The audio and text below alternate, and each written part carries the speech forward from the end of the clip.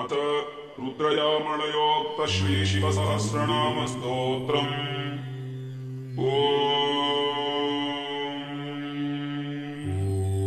नमस्ते अस्तु भगवन् विश्वेश्वराय महादेवाय त्र्यम्बकाय त्रिपुरान्धकाय त्रिकाग्निकालाय कालाग्निरुद्राय नीलकण्ठाय मृत्युञ्जयाय सर्वेश्वराय सदाशिवाय श्रीमन्महादेवाय नमः।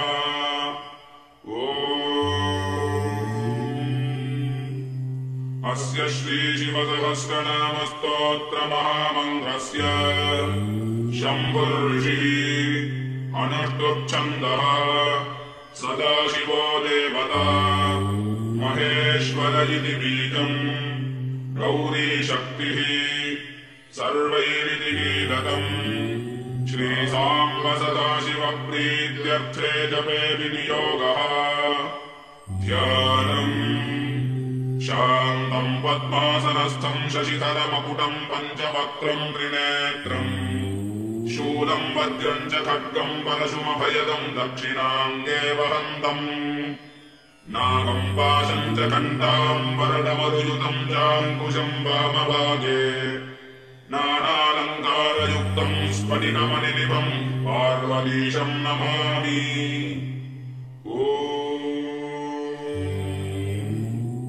हिरण्यबाहुस्सेनानीर्दिक्पतिस्तरुराडुरः हरिकेशः पशुपतिर्महान् सस्मिञ्जरो मृडः दिव्यातिर्बभ्रुषः श्रेष्ठः परमात्मा सनातनः सर्वान्नरान् जगत्कर्ता पुष्टिशोणम्बिकेश्वरः आददाये महारुद्रः संसारास्त्रसुरेश्वरः उपवीतिरहन्तात्मा क्षेत्रेशो वननायकः रोहितस्थपतिः सूतो वाणिजो मन्त्रिरुन्नतः क्षेत्रेशो हुतभुक्देवो भुवन्तिर्वारिवस्कृतः उच्चैर्घोषो घोररूपः पत्नीशः पाशमोचकः ओषधीशः पञ्चवक्त्रः कृत्सवीतो भयो नखः सहमानस्वर्णरेता निर्व्याधिर्निरुपप्लवः आव्याधिनीशः कपुहो निषङ्गीस्तेन रक्षकः मन्त्रात्मा तस्कराध्यक्षो वञ्चकः परिवञ्चकः अरण्येशः परिचरो निचेरुस्तायुरक्षकः प्रतीशो गिरिचरः कुलुञ्जेशो गुहेष्टदः भवः शर्वो नीलकण्ठः कपर्दी त्रिपुरान्तकः युक्तकेशो गिरिशयः सहस्राक्षः सहस्रपात् शिबिविष्टश्चन्द्रमौळिर्ह्रस्वो मीदुष्टमो नखः वामनो व्यापकः शूली वर्षीयानजडो नमुः पूर्व्यः सूर्योऽग्र्यः श्रीभ्यः प्रथमः पावकाकृतिः आचारस्तारकस्तारो वस्वन्नोऽनन्दविग्रहः द्विष्ण्यस्रोतस्य ईशानो दुर्यो गौयो मनोन्मनः पूर्वजो वरजो ज्येष्ठः कनिष्ठो विश्वलोचनः अप्रगल्भ्यो मध्यमोर्म्यो जघन्यो बुध्नियः शुभः प्रतिसूर्यो नन्दरूपः सौम्यो याम्यः सुराश्रयः कल्यो वर्यो भयक्षेभ्यः श्लोक्यः पथ्यो नभोग्रणीः वन्यो वसान्यः पूतात्मा शवः कक्ष्यः प्रतिश्रवः आशुषेनो महासेनो महावीरो महारथः शूरो निघातको वर्णी वरूची बिल्बिरुद्यतः श्रुतसेनः श्रुतः साक्षी कवची वशकृद्वशी अनन्योऽनन्यनाथो दुन्दुभ्यो हिष्टनाशकः धृष्णुप्रभृशईज्यात्मा वदान्यो वेदसम्मतः तीक्ष्णेषु पाणिः प्रहितः स्वायुधः शस्त्रवित्तमः सुधन्वा सुप्रसन्नात्मा विश्ववक्त्रः सदा गतिः श्रुत्युः पथ्यो विश्वबाहुः काट्यो नीप्यः शुचिस्मितः सूर्यः सरस्यो वैशन्तो नाद्यः कूप्यर्षिर्मुनिः वट्यो वर्ष्यो वर्णरूपः कुमारः कुशलोदुलः मेध्यो वेद्यो मेघशक्तिर्विद्युद्यो मेघविक्रमः तुलाधरो तुलाराध्यो दुःसहप्रदः ईद्रियः क्रोधशमनो जातु कन्यः पुरुष्टुतः आतप्यो वायुरजरो भात्यः कात्यायनी प्रियः वास्तव्यो वास्तु रेष्म्यो विश्वमूर्धा वसुप्रदः सोमस्ताम्रोरुणः शृङ्गो रुद्रः सुखकरः सुहृत् उग्रो भीमो भीमकर्मा भीमो भीमपराक्रमः अग्रे वधो हनेयात्मा हन्ता दूरवधो वधः शम्भर्मयो भोर्नित्यश्च शङ्करः कीर्तिसागरः मयस्करः शिवतरः खण्डः परशुजः शुचिः कीर्त्यः पूर्यो वृदाधीशः पार्यो वार्यो वृदाकरः शुद्धप्रतरणो मुख्यः शुद्धपाणिरलोलुपः उच्च उत्तरणस्तार्यस्तार्यज्ञस्तार्यहृद्गतिः आतार्यः सारभूतात्मा सारग्राही दुरत्ययः कालाद्यो मोक्षदः पथ्योऽनर्थः सत्यसङ्गरः षष्ट्यः प्रेम्यः प्रवार्यश्च सिकत्यः सैकताश्रयः इरिण्योऽग्रामणीः पुण्यः शरण्यः शुद्धशासनः परेण्यो यज्ञपुरुषो यज्ञेशो यज्ञनायकः यज्ञकर्ता यज्ञभोक्ता यज्ञविघ्नविनाशकः यज्ञकर्मफलाध्यक्षो यज्ञमूर्तिरनातुरः प्रपद्यः किंचि लोकेभ्यो गृह्यस्तल्प्यो धनाकरः पुलस्त्यः क्षपनो गोष्ठ्यो गोविद्भोगीतसत्क्रियः हृदयो हृदगृद्वृद्यो रघ्वरेष्ठः प्रभाकरः निवेष्ट्यो नियतो यन्तावांसौ यः सम्प्रतापनः सृष्ट्यो हरिद्यः पूतात्मा रजस्यः सात्विकप्रियः लोप्यो लप्यः पर्णशद्यः पर्ण्यः पूर्णः पुरातनः भूतो भूतपतिर्भूपो भूधरो भूधरायुधः भूतसङ्गो भूतमूर्तिर्भूतः भूमिभूषणः मदनो मादको माद्यो मदः मधुरप्रियः मधुर्मधुकरः क्रूरो मधुरो मदनान्तकः निरञ्जनो निराधारो निर्लिप्तो निरुपाधिकः निष्प्रपञ्चो निराकारो निरीहो निरुपद्रवः सत्त्वः सत्त्वगुणो वेदः सत्त्ववित्सात्वतप्रियः सत्त्वनिष्ठः सत्त्वमूर्तिः सत्त्वेषः सत्त्ववित्तमः समस्तजगदाधारः समस्तगुणसागरः समस्तदुःखविध्वंसी समस्तानन्दकारणः रुद्राक्षमालाभरणो रुद्राक्षप्रियवत्सलः रुद्राक्षपक्षा रुद्राक्षरूपो रुद्राक्षपक्षकः विश्वेश्वरो वीरभद्रः सम्राट् दक्षमथान्तकः विघ्नेश्वरो विघ्नकर्ता गुरुर्देव शिखामणिः भुजगेन्द्रलसत्कण्ठो भुजङ्गाभरणप्रियः भुजङ्गविलसद्वर्णो भुजङ्गमलयावृतः मुनिवन्द्यो मुनिश्रेष्ठो मुनिवृन्दनिसेवितः मुनिहृत्पुण्डरीकस्थो मुनिसङ्घैकजीवनः मुनिमृग्यो वेदमृग्यो मृगहस्तो मृगेश्वरः मृगेन्द्रचर्मव्यसनो नारसिंहनिपातनः मृत्युञ्जयो मृत्युमृत्युरपमृत्युविनाशकः दुष्टमृत्युरदुष्टेष्टो मृत्युः मृत्युपूजितः ऊर्ध्वो हिरण्यः परमो निधनेशोधनाधिपः यज्ञमूर्तिः साममूर्तिर्वृङ्मूर्तिर्मूर्तिवर्जितः व्यक्तो व्यक्ततमो व्यक्तो व्यक्ता व्यक्ततमोजवी लिङ्गमूर्तिरलिङ्गात्मा लिङ्गालिङ्गात्मविग्रहः ग्रहग्रहो ग्रहाधारो ग्रहाधारो ग्रहेश्वरः ग्रहग्रहग्राही ग्राहग्राहविलक्षणः कल्पाकारः कल्पकर्ता कल्पलक्षणतत्परः कल्पः कल्पाकृतिः कल्पनाशकः कल्पकल्पकः परमात्मा प्रधानात्मा प्रधानपुरुषः शिवः वेद्यो वैद्यो वेदवेद्यो वेदवेदान्तसंस्तुतः वेदवक्तो वेदजिह्वो विजिह्वो जिह्वनाशकः कल्याणरूपः कल्याणः कल्याणगुणसंश्रयः भक्तकल्याणदो भक्तकामधेनुः सुराधिपः पवनः पावको वामो महाकालो मदापहः घोरपातजदावाग्निर्दवभस्मगणप्रियः अनन्तसोमसूर्याग्निमण्डलप्रतिमप्रभः जगदेकप्रभुस्वामी जगद्वन्द्यो जगन्मयः जगदानन्ददो जन्म जरामरणवर्जितः खट्वाङ्गनीतिमान् सत्यो देवतात्मात्मसम्भवः कपालमालाभरणः कपाली विष्णुवल्लभः कमलासनकालाग्निः कमलासनपूजितः कालाधीशस्त्रिकालज्ञो दुष्टावग्रहकारकः नाट्यकर्ता नटवरो महानाट्यविशारदः विराट्रोपधरो धीरो विराट्वृषभवाहनः वृषाङ्गो वृषभाधीशो वृषात्मा वृषभध्वजः महोन्नतो महाकायो महावक्षो महाभुजः महास्कन्धो महाग्रीवो महावक्त्रो महाशिराः महाहनुर्महादंष्ट्रो महौष्टश्च महोदयः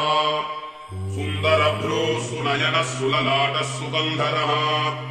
सत्यवाक्यो धर्मवेत्ता सत्यज्ञः सत्यवित्तमः धर्मवान् धर्मनिपुणो धर्मप्रवर्तकः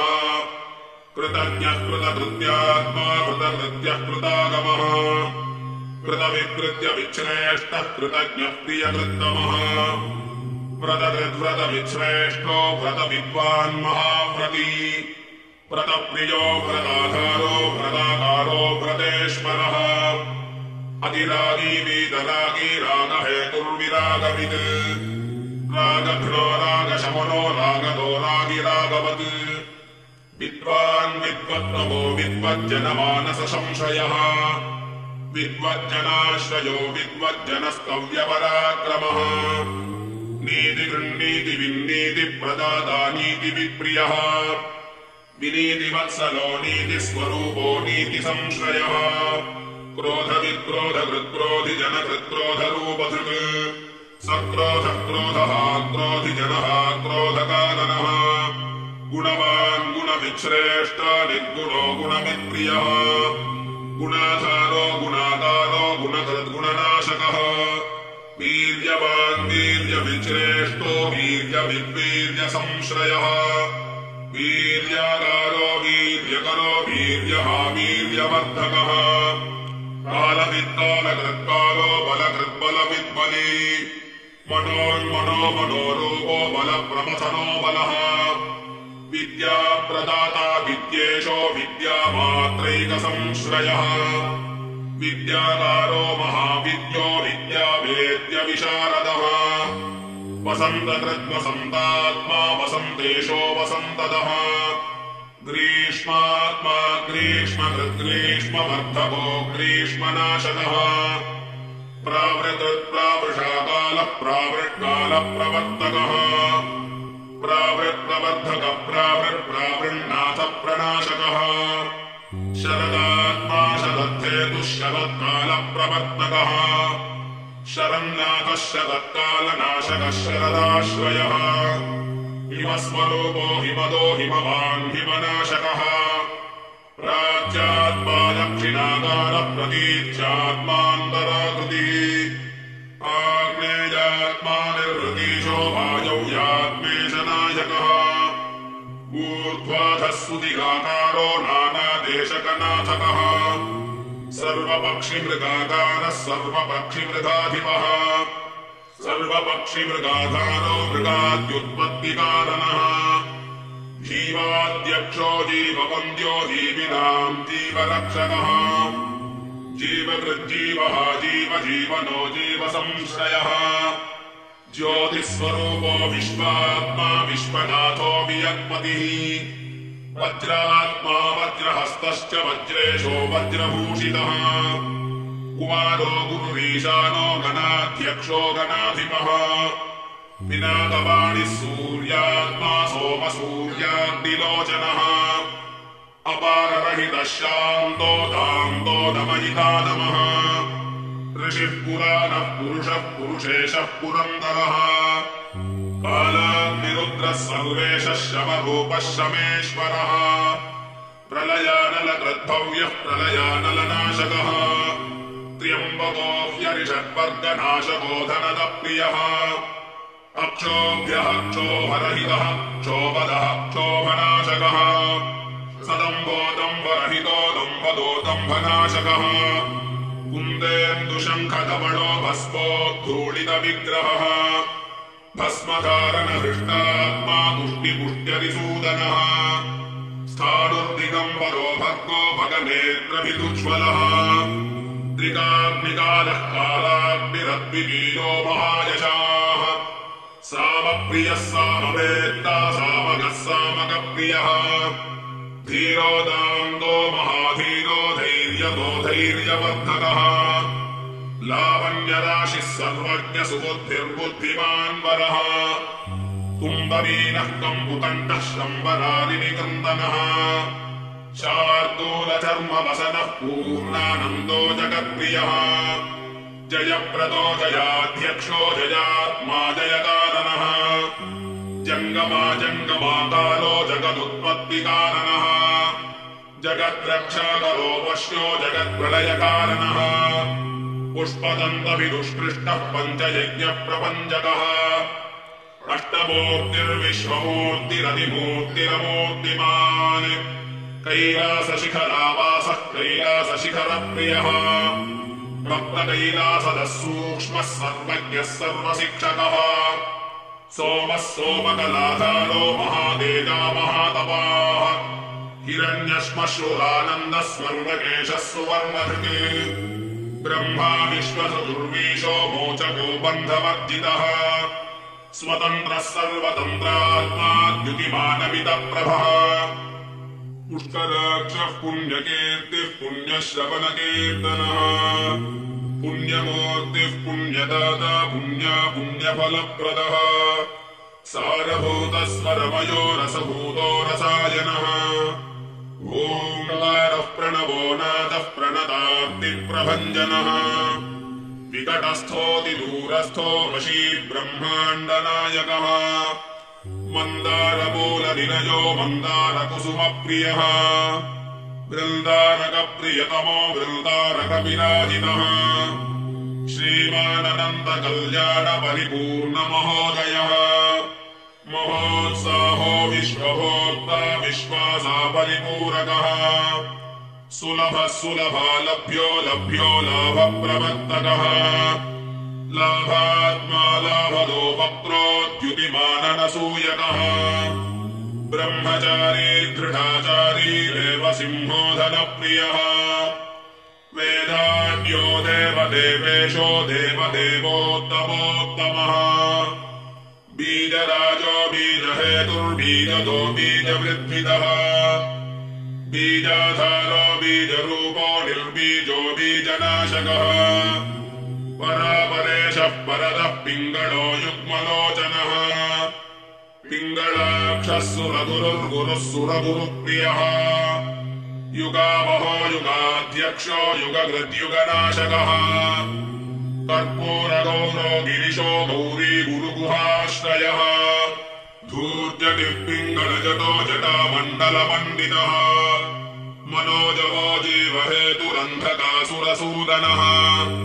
लोकबन्धुर्लोकनाथः पाण्डुरः प्रमथाधिपः अव्यक्तलक्षणो योगी योगीशो योगपुङ्गवः भूतावासो वासुदेवः सुरावासः सुमङ्गलः भवभेद्यो योगवैद्यो योगसिंहर्दासनः उत्तमोऽनुत्तमः शब्दः कालकूटविषादनः आशास्य कामनीयात्मा शुभः सुन्दरविग्रहः भक्तकल्पतरुस्तोतास्तव्यस्तोत्रवरप्रियः अप्रमेयगुणाधारो वेदकृद्वेदविग्रहः कीर्त्याधारः कीर्तिकरः कीर्तिहेतुरहेतुकः